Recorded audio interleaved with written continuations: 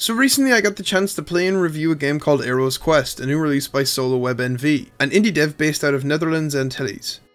Upon playing through about half of Aero's Quest I had to put it down, and here's why. I'll start with the main aspect of Aero's Quest, its platforming.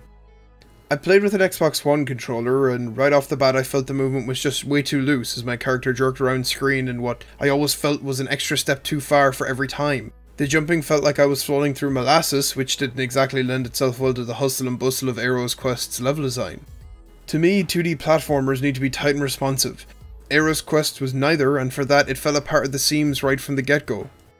There is also a lack of variable height jump, or to put it more simply, holding the jump button doesn't make you jump longer, and neither is tapping it to perform a smaller jump.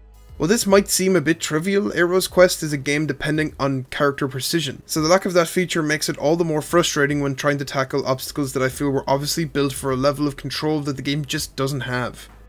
You're also slapped with a 50-second timer on every level, forcing you to finish quickly. But coupled with the poor controls makes finishing particularly difficult levels more of a chore than feeling like you actually accomplished something. That aspect is further emphasized with particular obstacles that fire projectiles in random directions. With no patterns to study and a need to complete levels hastily, you'll often run in blindly hoping not to be killed by an element completely out of your control than actually using your skill to maneuver through a level. These are just a few of the many issues Aero's Quest suffers from. The game also suffers from atrocious sound design and lackluster visuals.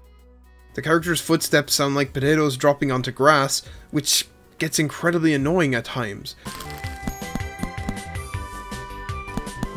And his death rattles can range from stock scream sound effects to what sounds like someone yelling ouch at the back of a church.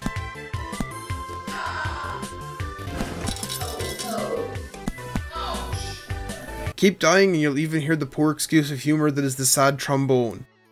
Yeah, that trombone.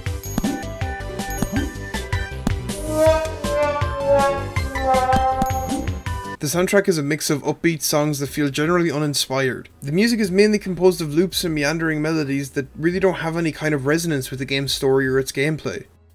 The visuals of Aero's Quest are also rather lackluster. Through the game you'll progress through 5 different environments that honestly don't look half bad at times, but don't make up for the problems the game already suffers from. Honestly, Aero's Quest is a game I found very hard to review, as while there's very little I can say positive about it, I find it very difficult to nail every aspect of it I find unappealing.